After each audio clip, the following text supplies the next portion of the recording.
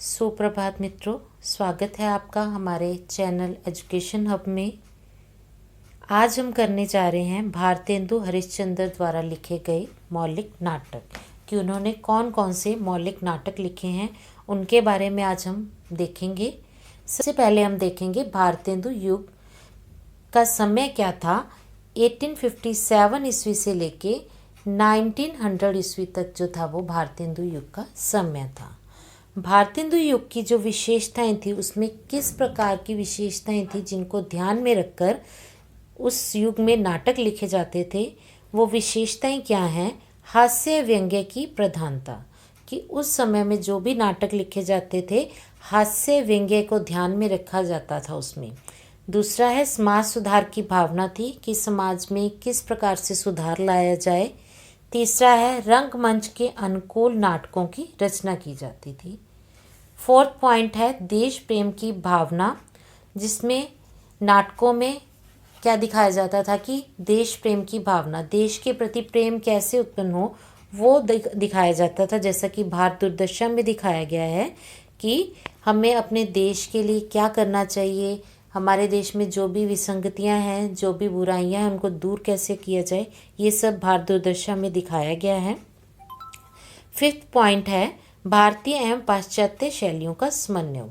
भारतेंदु युग के जो भी नाटक लिखे गए थे उनमें भारतीय और पाश्चात्य शैलियों का जो भी विशेषताएं थी वो सभी जो है वो भारतेंदु युग के नाटकों में भी देखने को मिलती हैं। तो आज हम करने जा रहे हैं भारतेंदु हरिश्चंद्र द्वारा लिखे गए मौलिक नाटक। भारतेंदु हरिश्चंद्र ने दो प्रकार के नाटक लिखे थे, मौलिक नाटक और अनुदित नाटक। इससे लास्ट वीडियो में मैंने अनुदित नाटकों के बारे में पढ़ा था कि कौन कौन से भारतेंदु हरिश्चंद्र ने अनुदित नाटक लिखे थे, और मौलिक नाटक आज हम पढ़ने जा रहे हैं। मौलिक नाटक उसे कहते हैं जो एक लेखक स्वयं लिखता है, उन्हें हम मौलिक नाटक कहते हैं। और अनुदित नाटक वो थे जो किसी और भाषा में किसी और लेखक द्वारा लिखे जाते हैं, परंतु उसका हिंदी अनुवाद भारतेंदु हरिश्चंद्र ने किया है, उन्हें क्या कहते हैं, हम अनुदित नाटक कहते हैं। तो चलिए देखते हैं आज के मौलिक नाटक भारतेंदु हरिश्चंद्र द्वारा लिखे गए। सबसे पहला है भारतेंदु हरिश्चंद्र द्वारा लिखा गया नाटक वैदिक हिंसा हिंसा न भवति, जिसका प्रकाशन वर्ष या रचना काल जो है वो 1873 ईस्वी में है। इस नाटक की जो श्रेणी है वो प्रहसन श्रेणी का नाटक है। इस नाटक में सामाजिक व धार्मिक विसंगतियों पर प्रहार किया गया है और पशु बलि का विरोध किया गया है कि पशुओं की बलि नहीं देनी चाहिए, उसका इसमें विरोध किया गया है। दूसरा नाटक है भारतेंदु हरिश्चंद्र का विषय विषमोषधम, जिसका रचना काल है 1876 ईस्वी और जो भान श्रेणी में लिखा गया है। इस नाटक में बड़ौदा के गायकवाड़ के गद्दी से उतर जाने तथा सायजी राव को उसके स्थान पर बिठाए जाने की घटना पर आधारित है ये नाटक। इस नाटक में इस घटना का वर्णन किया गया है। यह नाटक जो है वो एक पात्रीय नाटक है। देशी राजाओं की दुर्दशा का इस नाटक में वर्णन किया गया है। तीसरा नाटक है जो भारतेंदु हरिश्चंद्र द्वारा लिखा गया प्रेम जोगनी, जिसका समय है 1875 ईस्वी, जो कि एक लघु नाटिका है। इस नाटक में 30 स्थलों पर होने वाले आडंबरों व अनाचारों का चित्रण किया गया है। इस नाटक में 30 स्थानों पर होने वाले आडंबरों व अनाचारों का चित्रण किया गया है। काशी के 30 स्थलों के पर जो भी आडंबर होते हैं उनको ध्यान में रखकर जो है वो ये नाटक लिखा गया है। फोर्थ नाटक है श्री चंदावली, जिसका समय है 1876 ईस्वी, जो कि एक लघु नाटिका है। इस नाटक में वैष्णव भक्ति व प्रेम का चित्रण किया गया है। उसके बाद है फिफ्थ नाटक भारत दुर्दशा, जो कि 1880 ईस्वी में लिखा गया है, जो कि एक प्रतीकात्मक शैली का नाटक है। इसके बारे में विस्तार से हम पढ़ेंगे आगे। सिक्स्थ नाटक है हमारा नील देवी, जो कि एक ऐतिहासिक नाटक है। इसका समय है 1881, जो कि एक गीति रूपक नाटक है। इसके मंचन में भारतेंदु ने पागल का अभिनय किया था। जब इस नील देवी नाटक का मंचन हुआ था तब भारतेंदु हरिश्चंद्र ने एक पागल का अभिनय इस नाटक में अदा किया था। इसमें नारी शौर्य का चित्रण किया गया है। देशभक्ति से संबंधित राजपूती आन बान शान का इस नाटक में हमें वर्णन देखने को मिलता है। एक नाटक है सती प्रताप, जो कि भारतेंदु हरिश्चंद्र द्वारा ही लिखा गया है, जो कि भारतेंदु हरिश्चंद्र ने 1883 ईस्वी में लिखना शुरू किया था, परंतु ये एक अधूरा नाटक है जिसे पूरा किया था राधा कृष्ण दास ने। इस नाटक में सावित्री एवं सत्यवान के पौराणिक आख्यान का वर्णन किया गया है। ये तो थे भारतेंदु हरिश्चंद्र के मौलिक नाटक। अब हम देखते हैं भारत दुर्दशा नाटक का विस्तार से कि इसमें कौन कौन से पात्र हैं, कितने अंक हैं, जिससे रिलेटेड क्वेश्चन जो है वो मोस्टली एग्जाम में पूछे जाते हैं। तो चलिए देखते हैं भारत दुर्दशा, जिसका प्रकाशन वर्ष है 1880 ईस्वी। यह नाटक भारतीय जनता को संबोधित है, जिसमें राष्ट्रीय प्रेम और एकता के संदेश देने के साथ साथ देशवासियों को सजग रहने की चेतावनी दी गई है। भारत दुर्दशा नाटक में करुण रस की प्रधानता है और इसकी श्रेणी जो है वो प्रतीकात्मक है। इसमें कुल 6 अंक हैं। प्रत्येक अंक में कोई दृश्य नहीं है, प्रत्येक अंक ही जो है वो एक दृश्य है। कुल अंक इसमें कितने हैं? 6। वो 6 अंक कौन कौन से हैं? पहला अंक है विथि, दूसरा शमशान, तीसरा मैदान, चौथा कमरा, 5वां किताब खाना और 6वां है गंभीर वन का मध्य भाग। अब इन 6 के 6 अंकों में पात्र कौन कौन से हैं उसके बारे में देखते हैं। प्रथम अंक में पात्र है योगी, द्वितीय अंक में भारत जो कि इस नाटक का नायक है, उसके बाद है द्वितीय अंक में निर्लजता और आशा।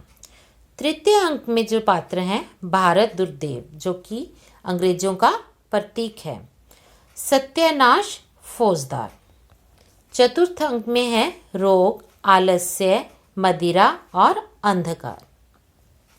पंचम अंक में है 7 सभ्य लोगों की कमेटी के पात्र हैं, जो वो 7 लोग हैं। पंचम अंक में कौन कौन से हैं? वो सभापति, बंगाली, महाराष्ट्री, एडिटर, कवि और 2 देशी महाशय जो है वो पंचम अंक में हैं। षठ अंक में है, 6वें अंक में कौन कौन है? भारत भाग्य है। 6वें अंक में कौन सा है पात्र? भारत भाग्य। अब हम देखते हैं जो इस नाटक के कुल अंक हैं 6 और प्रत्येक अंक में किस किस चीज़ का वर्णन किया गया है, अब हम वो देखेंगे। फर्स्ट जो अंक है वो है विथि, जिसमें पात्र जो है वो योगी है। इस अंक में क्या बताया गया है? भारत के प्राचीन गौरव एवं वर्तमान दुर्व्यवस्था का चित्रण इस अंक में किया गया है, विथि अंक में। दूसरा जो अंक है वो क्या है? शमशान, जिसमें भारत द्वारा अपनी दीन दशा का वर्णन करते हुए बेहोश हो जाता है और आशा द्वारा उसे बचाया जाता है। द्वितीय अंक में कौन सा पात्र था हमारा? आशा। आशा द्वारा उसे बचाया जाता है। ठीक है। तीसरा अंक है हमारा मैदान। मैदान में किस चीज़ का वर्णन है? भारत के सर्वनाश के कारणों का चित्रण किया गया है इसमें, और आपसी फूट, आलस्य तथा स्वार्थपरता का इसमें वर्णन किया गया है। चौथा अंक है हमारा कमरा, जिसमें भारत दुर्दैव द्वारा भारत को नाश का प्रयास किया गया है। 5वां अंक है किताब खाना, जिसमें 7 पात्रों की कमेटी द्वारा भारत को बचाने के पर चिंतन किया जाता है। जो 7 सभ्य लोगों की कमेटी थी वो कौन कौन से थे? सभापति, बंगाली, महाराष्ट्री, एडिटर, कवि और 2 देशी महाशय। 6वें अंक में क्या है? भारत भाग्य द्वारा बेहोश पड़े भारत को जगाने। 6वां अंक जो था हमारा गंभीर वन का मध्य भाग, जिसमें किस चीज़ का वर्णन है? भारत भाग्य द्वारा बेहोश पड़े भारत को जगाने का प्रयास किया जाता है और फिर अपने सीने में कटार मार लेता है भारत भाग्य। ये तो था भारत दुर्दशा के बारे में। अब हम देखते हैं अंधेर नगरी, इनका एक मौलिक नाटक और भी है जो है अंधेर नगरी, जो कि 1881 ईस्वी में लिखा गया था, जिसकी श्रेणी क्या है, प्रहसन है। और इसमें कुल 6 अंक हैं। पहला अंक है बाहरी प्रांत, दूसरा बाजार, तीसरा जंगल, चौथा राजसभा, पांचवा अरण्य, छठवां शमशान। और इस नाटक के जो मुख्य पात्र हैं वो कौन कौन से हैं, महंत जो कि नीति और उपदेश का प्रतीक है, दूसरा है गोवर्धन दास जो कि लोभ वृत्ति का प्रतीक है, तीसरा पात्र जो है वो नारायण दास है जो कि महंत का शिष्य है, और चौथा पात्र जो है वो राजा जो सत्ता लोलुपता व विवेकशीलता का प्रतीक है। नगरिका में जो एक लाइन जो है वो बहुत ही प्रसिद्ध है, अंधेर नगरी चौपट राजा, टके सिर भाजी टके सिर खाजा। तो आज हमने किए भारतेंदु हरिश्चंद्र द्वारा लिखे गए मौलिक नाटक, जो कि कौन कौन से थे, वैदिक हिंसा हिंसा न भवती, विषय विषमोषधम, प्रेम जोगनी, श्री चंदावली, भारत दुर्दशा, नील देवी, और उसके साथ साथ एक और नाटक है अंधेर नगरी। ये जो नाटक हैं भारतेंदु हरिश्चंद्र द्वारा लिखे गए मौलिक नाटक हैं। आशा करती हूँ कि आपको हमारी ये वीडियो बहुत अच्छी लगी होगी। अगर आपको ये हमारी वीडियो अच्छी लगी है तो प्लीज़ इसे लाइक शेयर ज़रूर कीजिएगा और हमारे चैनल एजुकेशन हब को सब्सक्राइब कीजिएगा। धन्यवाद।